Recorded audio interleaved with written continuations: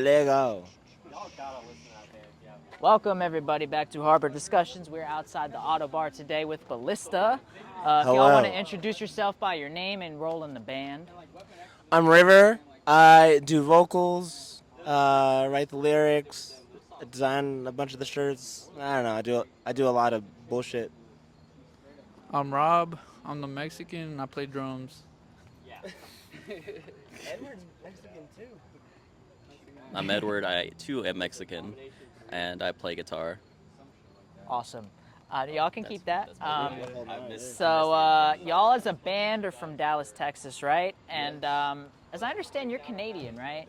Yes, I was born in Canada. I lived in Canada until I was about 9. Okay. Then we moved to Colorado. That is where I'm born. Oh hell yeah! Awesome. I love Colorado. And Definitely. then me and my parents ended up moving to Texas because my stepdad's family's all from Texas. So we're like, well, it makes more sense to live there Okay. than anywhere else. What part of Colorado did you live in? I lived in Longmont, which Okay. is like a Boulder suburb. Gotcha. I went to a private school in Boulder. Okay. Yeah. Yeah, I've heard Boulder's nice. I was born there, and then pretty much when I was a baby, moved about 45 minutes from here in a place called Westminster. But yeah, shout out the west side of Denver, baby. Hell yeah. So what is Canada like? I feel like, the U.S. can probably get a lot of shit twisted. What can you say is true or false about Canada? Well, Yeah, so good. I You're moved. good. I moved when I was pretty young. So when I was growing up, it was kind of cool because at the time it was before like the internet was as prevalent as it is now. So like late 90s, early 2000s Canada was very much like this weird combination of late 80s, 90s and early 2000s stuff just all kind of mashed together, Okay. which is pretty cool. Cause like I feel like I can relate to a lot of random shit from all those different generations. But like growing up, I didn't realize I was kind of always just like Canada's better than America. But then I recently, a couple years ago, learned about how also horrible white supremacy was in Canada towards like the First Nations, Indigenous people up there, and so I'm like, okay, it's not that different actually in the long run. Yeah. So that's kind of just Canada diet. It's diet America. Canada's kind of just diet America. Would you say that that white supremacy spreads beyond the native stuff, or is that just Oh mainly yeah, what it is? definitely. Just like from just getting older, a lot of the prejudices that are prevalent in America, I feel like are maybe not maybe not all of them are equally prevalent in Canada, but there's a lot of prejudices that people don't realize go on in Canada. A lot of people just think that Canada's like nice to I was everybody just all the about to say time. everybody's. Yeah, Thank you, that's buddy, kind of or whatever. the assumption, but Canada's also part of the British Empire, so like obviously there's going to be some prejudices, some racist prejudices, Yeah. white supremacist prejudices and stuff coming through that, you know. Yeah, I still love being Canadian over being American, but that doesn't mean I'm proud of Canada in general as an institution. Yeah, I think people can get that shit twisted where like they get too caught up with like, civic pride or pride for their country and whatnot, and they just totally look past all the fucking Exactly. egregious shit And that's I'm not happened. gonna do that. I don't. I used to want to be in the American military, and then I was like, nah. And then yeah, Yeah, you I don't start know. to realize Yeah, like there's- you're not fighting for anything Yeah, exactly. that's like There's really a worthwhile. whole lot of bullshit. Yeah. Whole lot of bullshit. Yeah, I was in ROTC and all that shit, so I know, almost fell down that rabbit hole myself. I'm glad I didn't, honestly. Me too. I do respect people that do it, but it's like at the same time, like, I don't know, so much bad shit goes on in the military. Yeah. It's really hard. It's like church. Exactly. It's hard to go to church when, you know what's going on behind the scenes and whatnot. Big ass rat just ran that way. Third time. That's the There's third another one time. over there. The one that went right there as same time as that. I shit Man. you not. So Rats are cute though. I did some interviews the other week at the Metro Gallery. We had some dirt bikes and whatnot come past, which is somewhat normal. And yeah, so today this is the 4th interview now, and we've had like 3 or 4 rats, 2 homeless people come up asking for money. Welcome to Baltimore, guys. That's how Baltimore goes. So yeah, no. I was talking to my buddy Dre about this shit. It's like, I want my shit to show the raw side. You know what I mean? They got it. That's real what shit. it is, baby. So talk about Texas and what Texas is like. I feel like it's a big part of the conversation of the United States and whatnot, you know, and similar to like what I was asking about Canada, you know, what do people get twisted about Texas, and, you know, what's cool about it down there? That's kind of confusing. And also, since y'all are Mexican, I guess you could talk about some of the stuff that goes on down there. You know, it's a huge border issue, people talking, you know, a bunch of nonsense and whatnot. What do you have to say? Yeah, it's both. Talk about Texas. It's both badass, but also kind of shitty at the same time. It's Okay. weird. Like there's the good and bad of it. The good definitely outweighs the bad. That's good. Because I don't feel like there's a whole lot of like confrontational like racist with a backbone. I would say. Like not in the scene of these. Yeah, in the scene, not The Texas just scene is nothing there. so accepting of everybody. That's Yeah. good. I feel like that would kind of shock people sometimes, because Texas has such that like cowboy America, you know. You would probably assume it's like mostly, you know, conservative, closed-minded people down there. Yeah, I feel like that's what most people think. Yeah. It's like or there's more like, you know, better. It's like better people. Like there's less conservative people, surprisingly, because like even if they're like, you know, they come out and shit, everyone like, you know, looks after each other and shit regardless. Okay. Like when it comes to like people like that or encountering people like that and shit. Sometimes it's like progressive people, but with limitations. Like, but keep that like to yourself and behind doors, like some type of shit like that. But there has been some like fools that come into the music scene like that, but then like turn around and like become like a different person. Like, Yeah, you know, for the they better. learn. Yeah, a lot of people like that. I I think gotcha. it's the food. Yeah, they want Mexican food. Yeah. They want to try to get cool with us. And also, I do think The that food's so good. I gotta learn how to be woke. They want that Soledad golden chick. y'all fucking with that rapper Cowboy, no, Mexican OT. Yeah. Dude, that Cowboy Killer song's crazy. No, you don't know about that Mexican OT? That Mexican out of Texas? You don't know about that nigga? Man, I don't know how I know about this Latino rapper, but fucking I think this is Robert doesn't. I'm not the biggest country person, but like I really like what that guy does. This whole tour, I've been saying, so this tour, so we're missing 2 of our members on most of the tour. We're missing Jonathan and Zach. And so we got Irving from Soledad and Dysmorphia filling in, and Andy from Soledad driving us. So I'm the only non-Latino Okay. on the tour. And so the whole tour I've been saying, by the end of it, I'm gonna be Latina. And I think that She already got the earrings. I already got the earrings, but I feel like the fact that I know that Mexican OT and you don't, I feel like I deserve the Latina crown by now. Anyway, nah, I'm not gonna say it. That Mexican OT though goes so hard. Nah, I definitely. love him.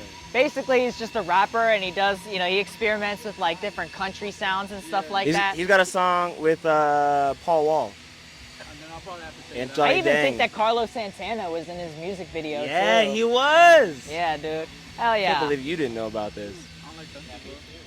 But you don't like. I know you like rap. I like rap, but not country. I don't know about the both. Yeah. I'll show you in the That's a van new- later. I'll It's show a you in the big van thing, later. kind of like It's more something out you would where I like. live. Country's big, you know. I It's. fuck with country. Like as in the past few years, I fuck with it. Do you like modern country or more like Johnny Cash, that kind of shit? There's a guy named Joshua Ray Walker in Okay. Dallas. I feel like everybody needs to listen to him. I've caught his set like many times. Never fails. Gotcha. Now the name Ballista, does it come from that like ancient catapult kind of thing? Yes. Gotcha. Yes, because so I am a huge fan of the Fire Emblem video game series. Okay. And the very first one I ever played was the first one released in America in 2004, I want to say, on the Game Boy Advance. And I really liked using the ballista in the game. And so when my very first band broke up, I was trying to start a hardcore band, and I wanted to call it Ballista because of the Fire Emblem game, because they had ballistas in the game. And then I didn't actually start Ballista until like 3 years later. Okay. But yeah, so I just wanted to make that a band name for like years at that point, and then it just finally fell into place, and I was like, I'm using it. There's no other name we're gonna go by. This is the band name. It is a good name. Yeah. So as far as inspirations goes, I understand you are very into Slipknot. Slipknot is my favorite band of all time. So it might be an understatement to say you like Slipknot. Yeah, they're my favorite band of all time. I started learning vocals, trying to sound like Corey Taylor. Okay. I don't think I sound like Corey Taylor, but that's what made me want to start learning vocals. Yeah, I love Slipknot. I've seen them like 7 times. Robert's other band covered Slipknot a lot. Nice. Yeah. Talk about that. I forgot what song it was, honestly. Sick. Yeah, sick. Yeah. I think if we started playing that song again, I would remember it like off the top of my head, 'cause that was a cool song to play. Hell yeah. Yeah. So I know that inspiration kind of, it goes amongst the band, right? A lot of you like Slipknot, Gojira, that kind of stuff. Oh, yeah. Awesome. And I understand you have a lot of Slipknot shirts and a lot of pieces in your collection, right? I think I have 12 pieces of Slipknot merch. Okay. I might have more. I have a lot of t-shirts. I don't know exactly how many t-shirts, but I also have a windbreaker, a like work jacket, and sweatpants. Okay. And then a bunch of shirts. So I want to say it's around 12 to Okay. 15 pieces of Slipknot merch. Do you have Yeah. a favorite? And like, what is like probably the oldest piece you have? My favorite is probably the work jacket. Okay. I used my Biden bucks during COVID to buy it. Got many things with those Biden bucks. Yeah, I was like, you know what? I don't need this for rent. I have to work during quarantine anyway, so I'm still making money, but I'm take into also that. getting my Biden bucks. So I'll use my Biden bucks for this jacket. The oldest one is a I think it's an Iowa era. Okay. It's actually a Hot Topic shirt. I'm not gonna lie. And it was the second band shirt I ever owned. I bought it from Hot Topic after I bought a Five Finger Death Punch shirt. First 2 albums go super hard. I don't care what anyone says. Those first 2 records rock. But yeah, and so that's the oldest Slipknot merch I have. It's my second band shirt ever. Yeah. Gotcha. What about Slipknot, you know, aside from the vocals and whatnot, would you say like resonates with y'all so heavily? For me, I have a lot of mental health issues. And so old Slipknot was written by a lot of people with a bunch of mental health issues. So I just related, I guess, to that. Yeah. And so I was like, oh yeah, these lyrics resonate with me, and I want to learn how to do that. And yeah, it's badass. I got you. So what is probably I know like during tours and stuff like that, you've worn a lot of Slipknot shirts like for days in a row and stuff like that. What's probably the most you've gone in a row? The most I've gone wearing Slipknot shirts was definitely the Gates to Hell tour we did last year. I think I went... If you need to walk by, sir, you can walk by. Oh yeah, you're good. You're good. Go for it. I want to do it. I go to my comedy page, Ron Rico at Magoobies on YouTube. You'll love it. Okay. You'll love it. Hey, where's the camera? Right there. Right there. Yeah. Yeah. Nah, come on a little bit over. Oh yeah. All right, There's the camera. Can you mute it real quick? Do what? Can you mute it? I can't mute it. I can edit it out. Oh, edit it out? Okay. Anybody spend 350 cents so I get to my halfway house? Anybody spend $3? I don't have any cash. I'm sorry. All right, edit that. Oh, I will. Ron Rico at Magoobies on YouTube. Alrighty. Hell yeah. I'll keep that in. I'll promote your shit. Yeah, and listen, I want you to watch it. I will. What are you going to the film festival this weekend? No. Are you going to the film festival? You were thinking about it? Where do you hang at? I'm a bit of ways from Baltimore, so We have a day off on Saturday, so I figured. What's your name? My name's Edward. Edward. Yeah. I'm Ron. Hey, Ron. Listen, man, don't get away with movies, man. On YouTube, man. Watch it, you'll love it. All right. Will I have do. a character called Dookie Man. You'll love the concept. I might love the concept of Dookie Man. I am Dookie Man. All right. Outside of metal, what music taste do you have? Oh shit. I love country music. Okay. Oldies like anything from like Reba. well that falls into country. When I'm talking oldies, I like the Mills Brothers. I like fucking oh no, I've been drinking too much. I can't remember any oldies singers. I like Edith Piaf a whole lot. I really like French jazz. Nice. I like a whole lot of J-pop and J-rock. Shout out to Kakrio Terror. Yeah, those are my favorite types of music outside of heavy music. Yeah, I like pop, dark wave, like French Police, and I Okay. recently got into hyper pop, like 100 Gex and shit like that. Okay. I don't know why. I didn't think I was gonna like that shit for some reason, cause like it's like way out of like my my liking for music. You But probably like the J-pop I like. probably, I mean, J-pop's cool. I don't hate it, but yeah, hyper pop, just regular pop music, Spanish. music. Pop music is like, it's good, but like Yeah. I feel like it gets so overplayed. Like where I work, they play the same fucking pop songs Yeah. over and over and over. I'm more talking about like 80s pop. Okay, Like I not got like you. modern pop, because modern pop is like overplayed and shit. Like 'cause I Definitely. hear like everywhere the fuck I go, and that's why I appreciate when places play like 80s pop, but like old shit like from the 70s and shit. Yeah. Or like even 90s shit, like grunge, like and alternative music, like Breaking Benjamin shit like that. My type of thing. Like any Definitely. type of shit that you would find on like wrestling games or like motocross, like shit like that, like back in the early 2000s. Like some Hell yeah. PS2 music. Yeah. Yeah, pretty Nice. much shit like that. Yeah. Outside of Um, music for me, or like outside of metal, right? Yeah. Yeah. I am a slut for indie music. I'm a slut for it. Favorite band as of recent was the Beths and Big Thief, and Joshua Ray Walker. Yeah. Gotcha. So now we're gonna talk about some of the music. I've noticed like when I went to the band camp, there's a lot of 2-track releases. Is that intentional, or do you just happen to release 2 It's tracks? intentional. Okay. Yeah, because I think so. unintentional. Well, the 2 tracks. Because someone recorded with the old drummer, and then with me. But then there was like Law of the Jungle, which is like we released twice because the first time we didn't like the way it came out. Okay. So we recorded it ourselves the second time. I think that's it, right?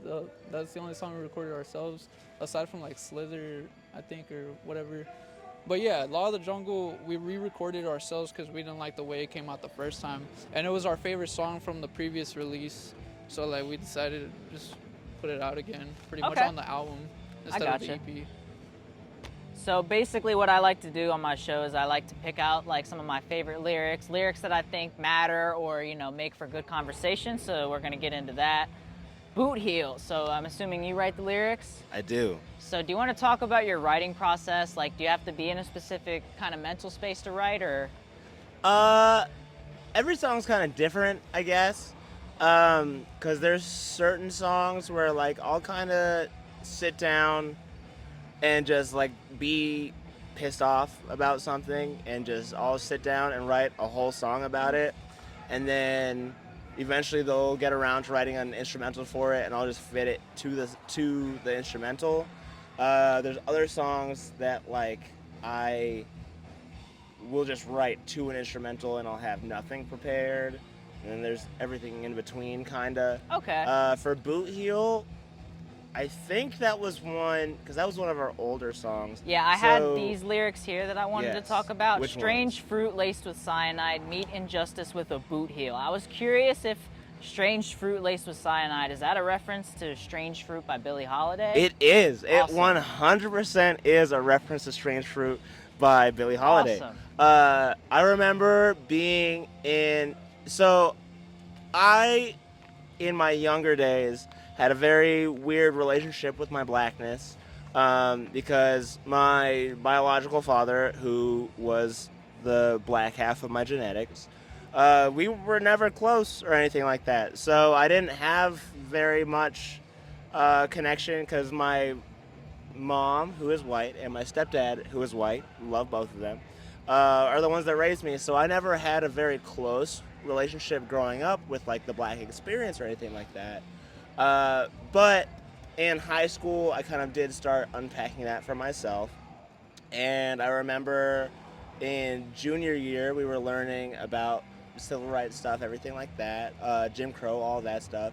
And my teacher showed us Strange Fruit by Billie Holiday, and it really resonated with me and really like made me think about, even though yeah, I'm half black, I'm half white, my parents are white, but that doesn't make me any less black in the eyes of the American public or anything like Yeah. that. And so Strange Fruit was like a very important song for me in my high school years. Fucking rats chasing each They're other, so boy. cute. They're playing. Trying to talk about Strange Fruit over here, you fucking assholes. uh, but yeah, so it's 100% a reference to Strange Fruit by Billie Holiday Awesome. because that song was a very important song to me in high school with coming to terms with my blackness and shaping my worldview from there forward. And it's a Yeah. very just powerful song in general. I think the first time, because Kanye sampled it on Blood on the Leaves, I believe. Oh yeah, I love that song So too. that definitely. Oh man, I wish Kanye wasn't a piece of shit now, but that album rocked. I love Yeezus. Yeah. Yeezus rocks. Definitely. That was probably one of my last favorite albums. I forgot who I was talking to about it, but I don't know. His It's a music good is- album. Yeah. It's a very good album. People don't respect it as much as they need Nah, I'm not a big fan of his newer stuff. to. Oh you no, know. his new stuff sucks. Yeah. So for Slither, I liked the lyrics. The snake slides down my throat. The pain, it slithers away. Is the snake like a reference to alcohol? It's a reference to alcohol, cocaine, painkillers, you know. Anything to numb pain. Yeah, Slither in general is a song very much about realizing you have a problem, not trying to fix the problem, and just kind of accepting your fate, which I've kind of gone back and forth on, like agreeing with the lyrics versus disagreeing with the lyrics, because obviously I agree with them when I wrote them. Every once in a while, when I feel like I'm doing better, I'm like, oh, I don't really agree with it, but I like singing about it because it's kind of a reflection on how I used to be. But then sometimes I'm like, oh, I'm back in that, you know. But yeah, it's like the never-ending cycle of being an addict, and like you can get better from being an addict, but there's always bad days, there's always good days. Definitely. So that's kind of how I've come to terms with Slither. Is it's a song about the good days and the bad days, and you either get better or you don't, and either it kills you or it doesn't. You know. Yeah, I was thinking about that sort of thing last night because, like, I grew up with a dad who had alcohol issues and stuff like that, and, you know, I've kind of, and, These you know, fucking rats, dude, man. I know These every fucking interview rats. tonight they've been making an appearance, so I might have to put in each interview featuring the rats of Baltimore. Featuring the rats of Baltimore. Guaranteed. But no, I mean, I think everybody kind of feels like, you know, they can get out of hand with stuff like that. Yeah. You know, like smoke a lot of weed, you know, Exactly. which, you know, And- weed is pretty good overall, but at the same time, it's like anything. You can overdo anything. Exactly. And I will never be someone, as someone that has had problems with multiple drugs in my life, like, I'm never going to, like, shame someone for their habits or anything like that. Like, sure, like, man, I gotta think of how to speak that. I'm too drunk to have an actual, like, deep conversation about this right now. Long story short, you can be an addict and be a good person. Yeah, And you can not be an addict and you can be a bad person. I think it's all about kind of And understanding. you just gotta know yourself, know your worth, you know. Yeah. Cause like I like having fun. I like doing things every once in Yeah. a while still. I think it's all about like understanding like what your relationship is. Cause I was Yeah. thinking about this last night. I was tripping nuts off mushrooms, trying to like kind of understand what Exactly. my Mushrooms relationship. rock. Yeah, you But know, I I've was. also had the worst time in my fucking life doing Yeah. mushrooms. But they rock in general. Yeah, you know, I was trying to understand, like, you know, because part of me thinks, like, man, I smoke too much. I need to chill out, you know what I mean? And then other days, you know, it's like you said, it comes and goes. Yeah. But, you know, last night I was thinking, you know, you just got to realize, like, why you do it. And for me, it's like I do shit because, you know, it's kind of my comfort. You know what I Exactly. mean? If you're doing it for fun, have fun. If you're Yeah. doing it if you're doing it for other reasons, unpack that and then come to the realization that you can just do it to have fun. That's where I'm at. Definitely. Anything can be fun in moderation. Exactly. So marionette, suffer the fate of the marionette, my limbs tied to strings leading me towards my death. I was wondering who or what is the marionette? So in that song is the marionette. That song is about a very abusive situationship that I was Okay. in which I had no free will or any sense of self, and so I was kind of being led around by this person. My entire life was just dedicated to doing whatever made this person happy, no matter how unhappy it made me. Uh, and when I wrote that song, I was still in the situationship, so it wasn't even like a retrospective look at it. Yeah. I was just venting to try to get it out. And I didn't realize that until after I wrote it and we recorded it. Okay. Yeah. I gotcha. Fuck you, bitch. Fuck all our exes. So Cream of the Crop album, Stone Thrower. I'm assuming this is about kind of revolting against the unjust. Yes. Yeah, so talk about that, because I think I've seen on like your personal Instagram, you've attended some, you know, protest rallies, that sort of thing. So Stone Thrower, I had actually wrote it before George Floyd got murdered by the police.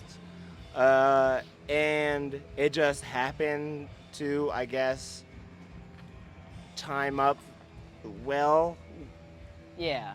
quotation marks, Right. with what happened then. And so we put that out, and then I attended 2 different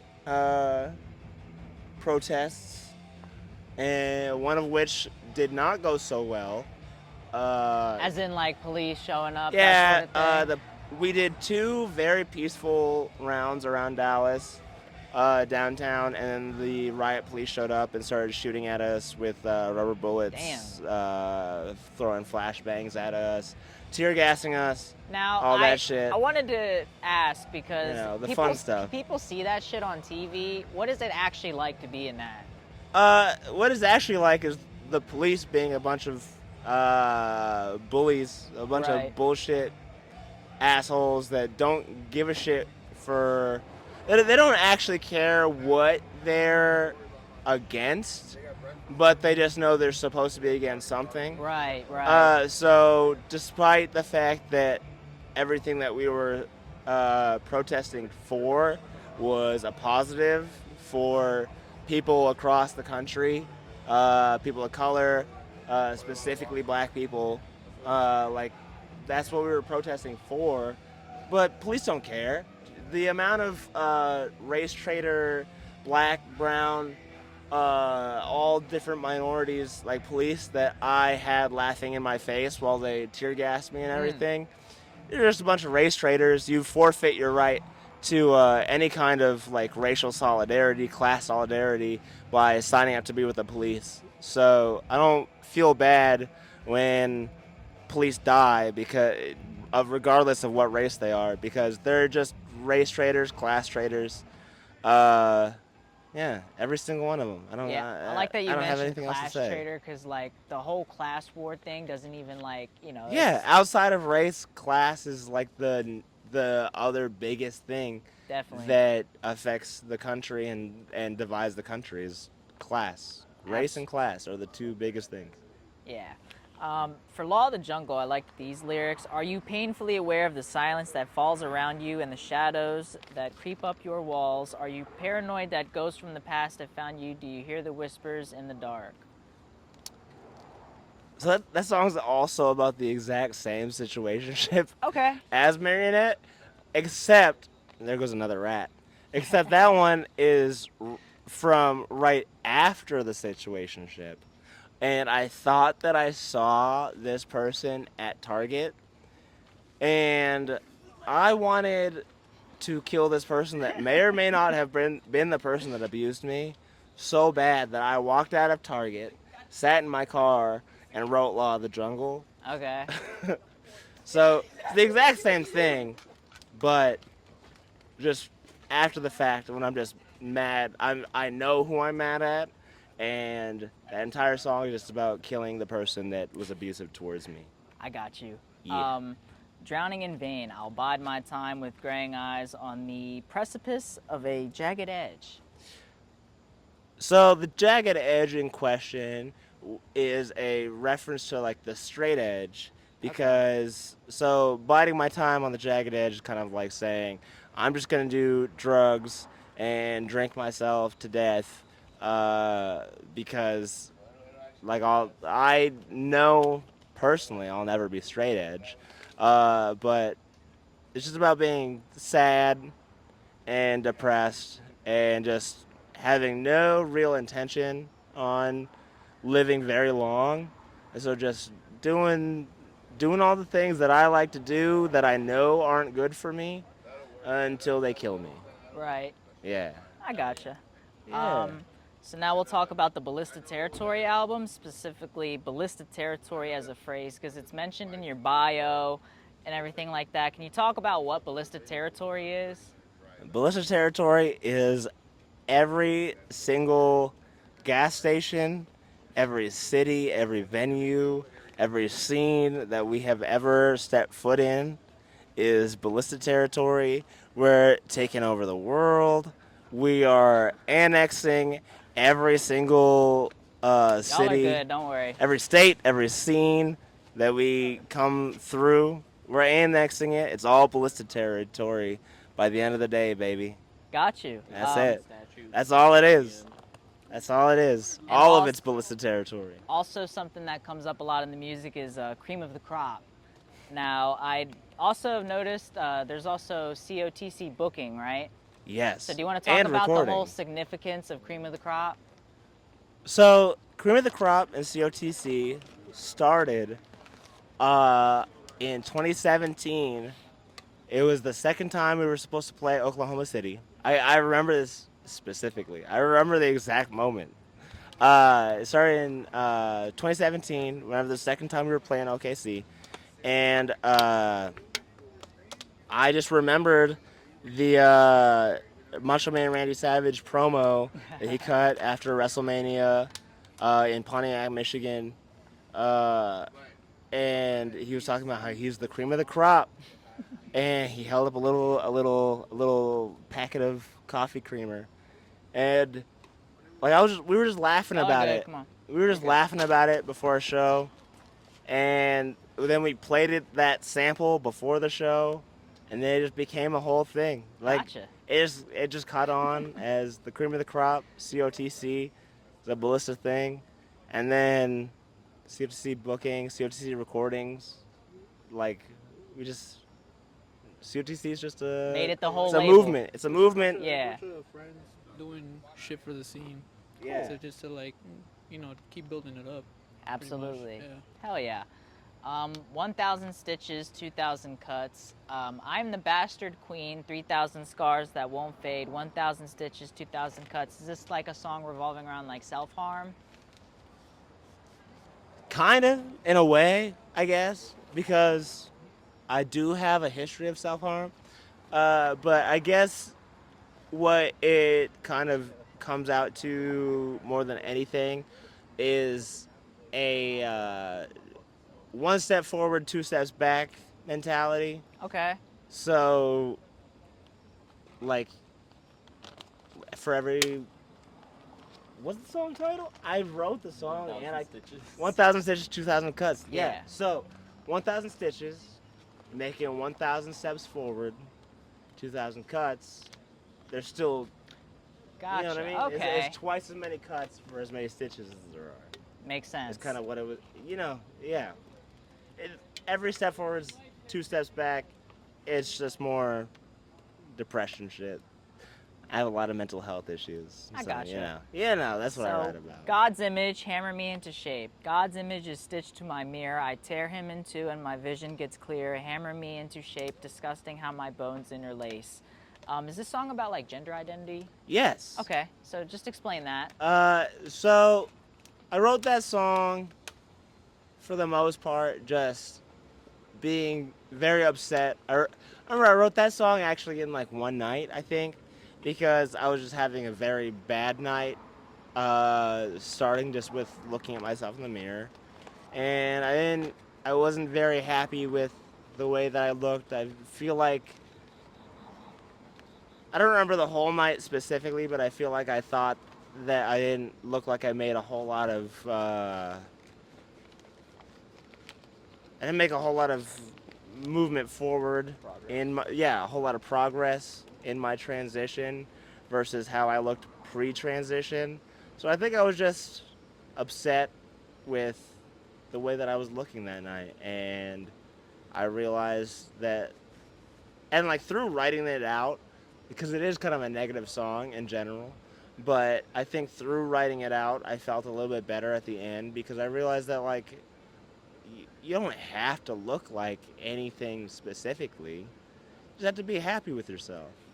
And for the most part, I am happy with myself now. And yeah, I don't know. I gotcha. Yeah, it's a song about gender dysphoria, body dysmorphia, but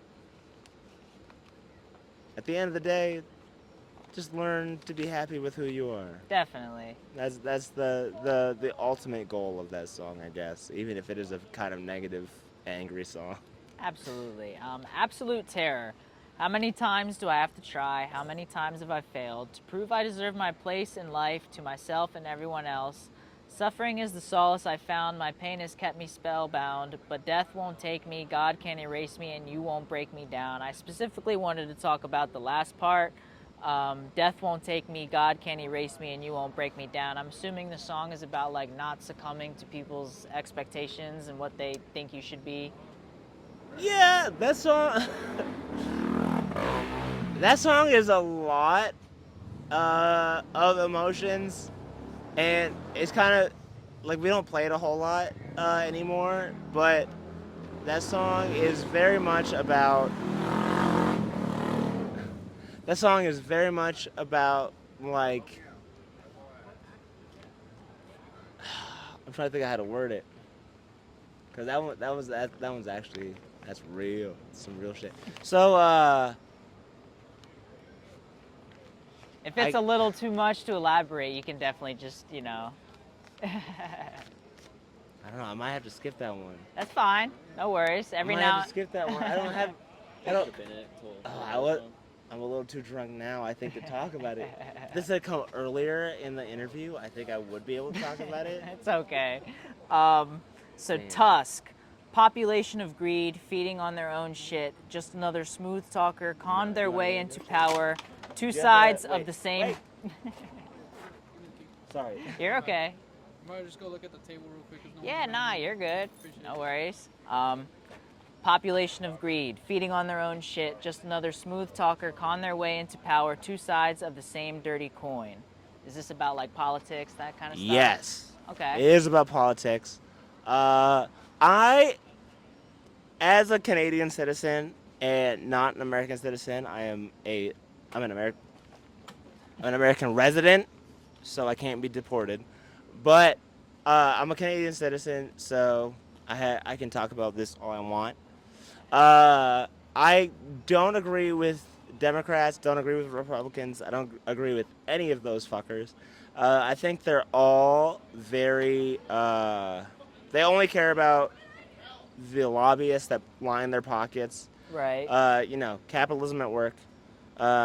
So that whole song is about every president, every congressman, every senator, all of them, because at best they're towing the line of shit that I don't agree with. Because I'm a communist, so at the end of the day, the best they're doing is not enough for me. So I think every single one of them needs to kill themselves, see their way out. We need to see a lot more youth that actually can make differences for their constituents in politics, because these old ass bitches, like they don't know what like modern life is actually like. They've been wealthy for so long. Right. They none of their opinions can actually do anything to Yeah, positively and also affect. things were so different back then that Yeah. even if they had a right mindset, it doesn't apply now. Half these bitches were born before fucking sliced bread. yeah, So why? yeah, like Betty White. God damn Yeah. it. So why the fuck are you making decisions for the fucking country when you're old as shit? Get the hell out of here. Guaranteed. So Pain Thriller. Do you want to talk about what that song's about? I didn't have any lyrics picked out for that one, but if you want to quickly There talk actually about are that. no lyrics for that song. Okay, so it's Originally just, there were supposed to be lyrics. okay. That song, it's just an instrumental song. Okay, I gotcha. We just wanted to make it sound like a stoner rock, just a jammy fucking song. That's cool. Yeah, For My favorite thing is to get really high and listen to that song. that song's really And fun to I listen just feel like to I'm in a high. video game. I just I'll feel have like to I'm in a try video that game. out. Like I'm thinking Really like good Doom high or something. song. Doom. I'm just over there like trying to play and shit. Yeah. Cool, cool. For thorns, only thorns left on this rose. I try to bite my tongue, but my teeth sever the right where my staple is. God damn it. Sinew? Yes, sinew. Yes. That's fucked up. Talk about that line. That song's just about being mad at a person that I guess you thought was a friend, and then like you find out they're talking shit behind your back. The main lyric, not the main lyric, but like the lyric that you started off with, the only thorns left on this rose. I actually also took that from Fire Emblem, the same way as I took our name from Fire Emblem. I took there's only thorns left on this rose from Fire Emblem Three Houses, my favorite Fire Emblem game out of all of them. Dorothea says that, but I was like, that song, that line is just hard, so I'm like, I'm gonna add it to a song. And I just wrote it about someone that I was angry at. I That's really gotcha. all there is about that one. That one's just a angry at a specific friend that's not a friend song. I gotcha. Your life is forfeit. Cleanse 2. Now that's a redone version of Cleanse, which was like your demo track, right? Yeah, it's And- it's like the sequel. Okay. Yeah. And I know that the song is about your friend that opened up to you about sexual assault and whatnot. I Yes. wanted to talk about this quote because I think that it kind of fits even outside of that topic. Hell yeah. Born into a world of perverted entitlement, raised to believe that it's yours if you can take it. That kind of reminded me of like a lot of the capitalist mindset of like, getting after everything. Like if you really want it, take it. So can you talk about that? If it, Yeah, well, and also, so I agree. It does relate to like the capitalist mindset a whole lot, and like the reason I wanted to use it is because it kind of fits in with our whole worldview of being anti-capitalist, but also anti any kind of abuser, anything like that, um, because a lot of people that do adhere very strictly to capitalism do also exhibit behaviors that are predatory towards femmes and people in general. So it is a little bit of both mixing, but also being able to relate to a specific plot point, I guess, for a song. Um, yeah, because lobbyists and everyone, like, all they care about is what they can get.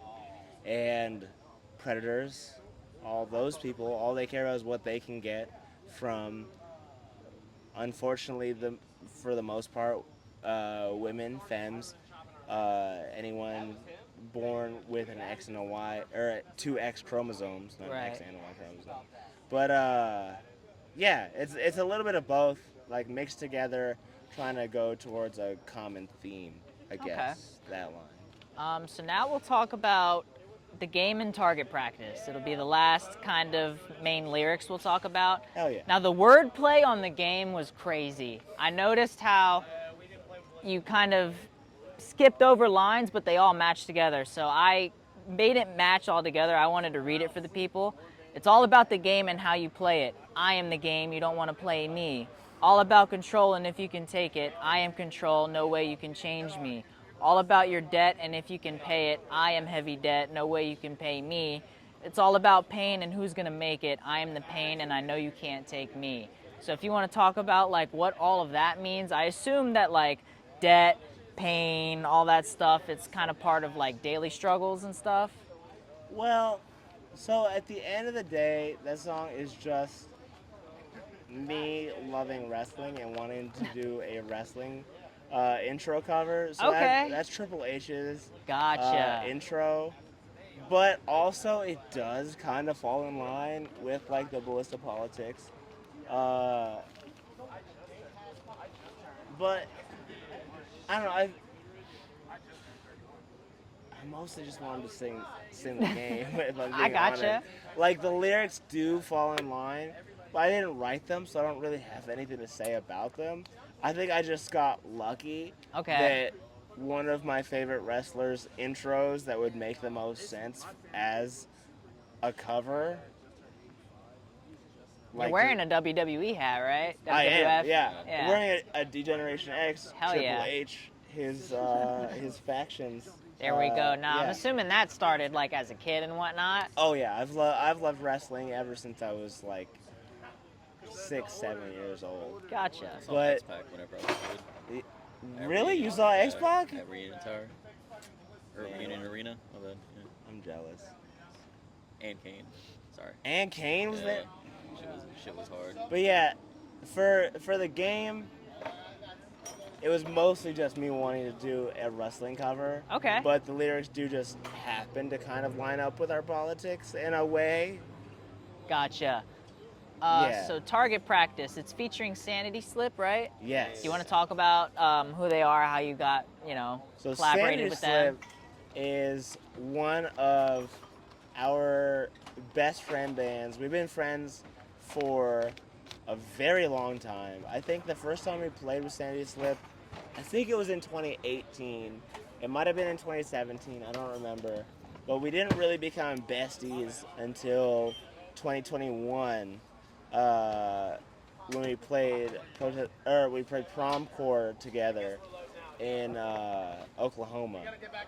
But they're like one of our best friends. Like they just released a song, or they released an EP, but there's a song called Cycle of Abuse that has 4 out of the 5 members of Ballista doing guest vocals on it. Okay. We've got Sari from Sanity Slip doing guest vocals on Target Practice. Yeah, they're just one of our best friend bands, and we just love them very much. Gotcha. Now I wanted to talk about this line, no turfs on my turf.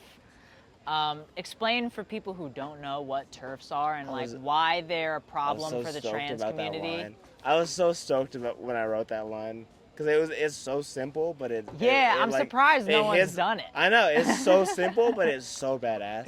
So a Definitely. TERF is a trans exclusionary radical feminist. So essentially, like, if you can imagine what all the like Republicans were mad about feminists in like the late or like the early 2010s, except they hate trans people.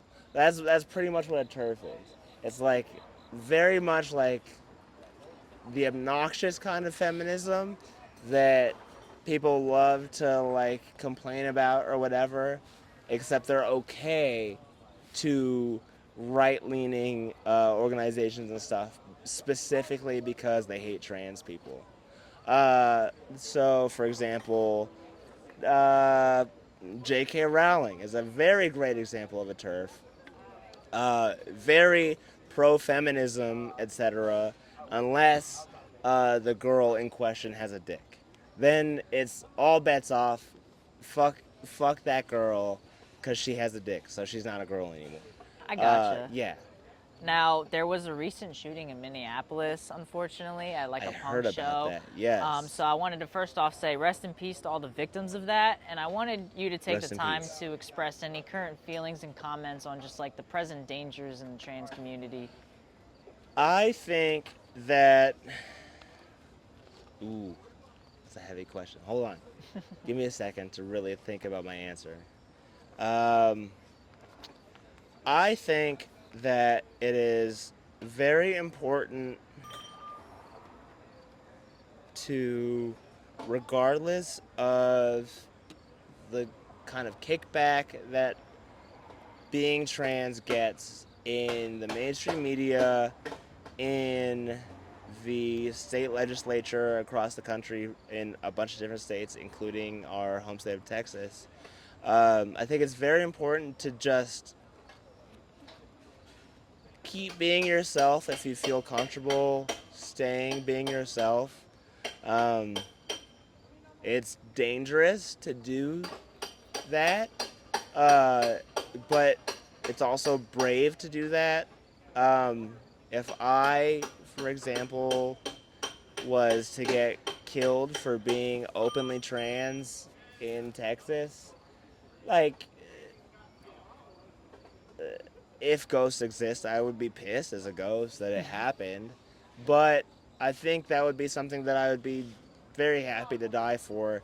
Because growing up, for me, I didn't realize I was trans until I was I 24. was just about to ask. Yeah, I didn't realize I was trans until I was 24, and a lot of that I think is because when I was growing up, we didn't have very many trans people in media in general, and even less positive trans people Yeah, in I've been media. meaning to, have a conversation with someone in the community and whatnot. Like, because I'm curious, and I think other people just they don't understand, So to kind of help them understand, what made you know that you were trans? For me, it was just like I had already kind of started. I was already kind of identifying as gender fluid for like a little bit beforehand, but then one day I just kind of had a day off of work. I didn't have anything that I had to go do. And I kind of just sat down with myself and unpacked a whole lot. And I realized that there was a lot of moments in my formative years in high school, middle school, even back to elementary school, that I could have equated to being trans earlier. But because I didn't realize it until I was 24, I was already past um, like puberty, stuff like that. So I like transitioning could only really do so much for me. And so I think even though we're in this weird time of like a whole lot of um, like government intervention with transitioning and stuff like that, I think it's really good for younger trans people to have trans people in the media that are being seen, or even just the conversation about trans people being seen. Because the best thing that I had was the episode of South Park where they're just making fun of Mr. Garrison for being trans. Right. Like, that was the best thing that I had growing up. But now there's a lot of younger people that have people that are being successful actors, successful celebrities being trans, stuff like that. Yeah, yeah. And as much as I don't really agree with the idea of celebrities and stuff like that, I think it is good for the younger generation of trans kids to have like someone to look up to, because that's not something I had. I might have been able to realize I was trans sooner if I had something like that, but I never did. So I didn't learn until I was 24 years old. Yeah. I gotcha. That was great. So I was looking at your personal Instagram, and you're also in the bands True Grit and Hammer for Hands, right? Yes. So do you want to quickly just talk about those bands? So True Grit is a band. We're trying to do hardcore punk plus that Texas outlaw country just mixed together. Like I said, I'm a huge country fan. Robert, What are some of your favorite country artists? I'm a huge fan of fucking Shania Twain, Merle Haggard, no, I'm not a fan. I like Shania Morgan Twain. Wallen. I like a couple Morgan Wallen songs. Why can I not remember that nigga's name? Hold on. Hank Williams, nigga. Okay. Why could I not remember? It's the all of them, all three. I like all three Hank Williams. I like Hank Williams one because it's that real good, like super classic country. Like feels like you're like riding a horse across the desert, like that type of country. Yeah. I like Hank Jr. because it's like that bar country that like you just want to sit around, drink a couple beers, take a couple shots, maybe do a couple bumps, maybe a couple lines. Like that's that good That old outlaw medical country. cocaine. And then and then you got fucking Hank 3.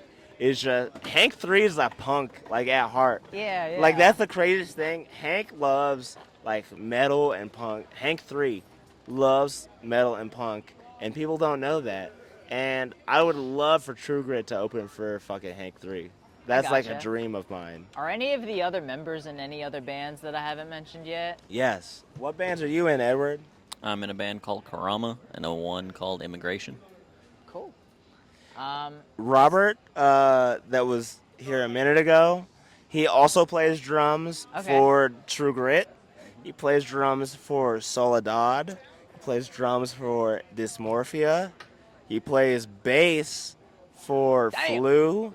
And he plays guitar for One in the Chamber. Damn. And then they're not here right now. Jonathan plays guitar for Gagging Order.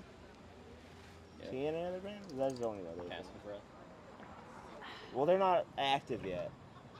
Zach plays. Guitar. He plays bass for us. Yeah. He also plays guitar for True Grit. He plays bass for. And Gagging Order. Is he playing guitar or bass in Gagging Order now? Playing guitar now. He's playing guitar in Gagging Order. Yeah. And then he's playing. Vocals. No, he's doing vocals for Bed of Nails. What's he doing in Soledad now? Is he playing guitar in He's playing Soledad? guitar, yeah. He plays guitar in Soledad. Okay. Cool, Yeah. cool. I saw Ballista was featured in the Dallas Observer. Yes. How was it? How did it feel to like get in that?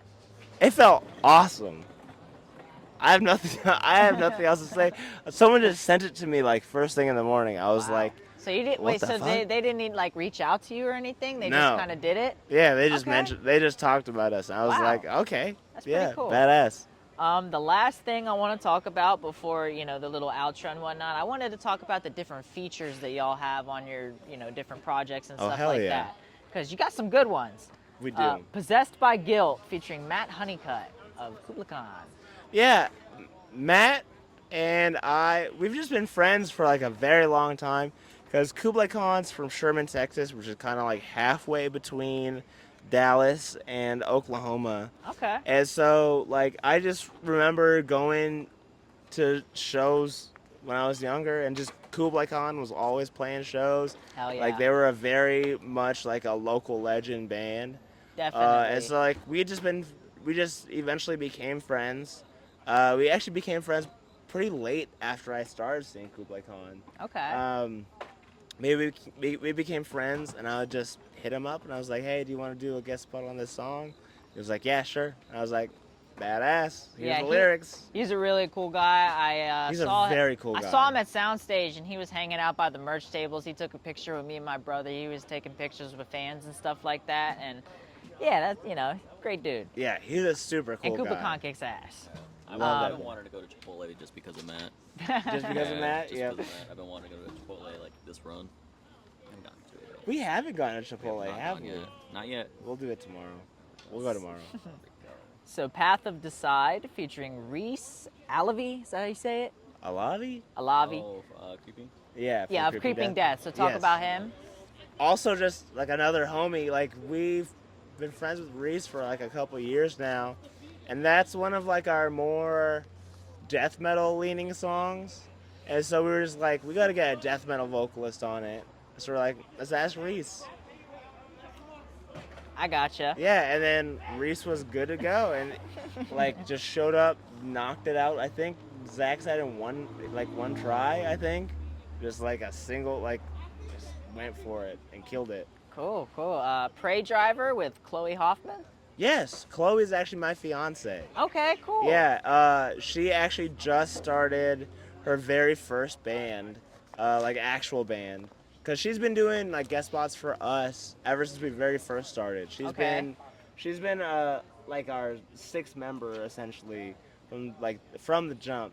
But she just started her own band, Force of Will, from Dallas, Texas, and Nice. yeah, and so like we had her record that track, and she killed it.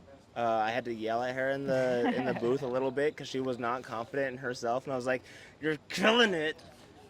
Keep going. Go one more time, and it's gonna be perfect." And it was perfect. So, Hell yeah.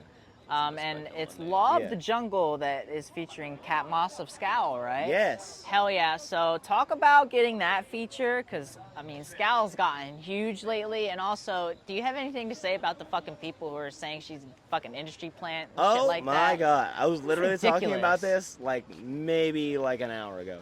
So first of all, so I asked Kat to do it because we became friends the very first time they played Dallas. They played a pretty small venue in Dallas. It was an awesome show. There was not that many people there. Shit was badass. And then we all played a fest the next day in Oklahoma. But yeah, like we've just been friends with everyone in that band ever since that first time they played Dallas, and like they're really cool, super humble, like down to earth people. Gotcha. And so like we were recording it, we're like we want to have a guest spot at this spot. Like who should we ask? And we all just kind of agreed on Kat from Scowl. But when it comes to like people calling them like an industry plant, it really pisses me off, honestly. Yeah. Because we have known them for so long, since like before they blew up. Cause like they started blowing up like right after, I guess, like we became friends. Right. But I think it's more a case of the industry recognizing something in them as opposed to them being planted in the industry, which I think a lot of people don't realize the difference between, because through any of my relationships with any of the members, none of it has given anything that seems industry planning. I don't believe for a single second any of them are an industry planning. You on the mic still? Yeah, good. Yo, shout out Ballista. Love that band. Hell yeah. Yes, sir. Shout out Living in Fear. Guaranteed, baby. Love that band. Hell yeah. But yeah, like they're not an industry plant band. They're just a band that has been recognized for what they're doing. Great fucking band.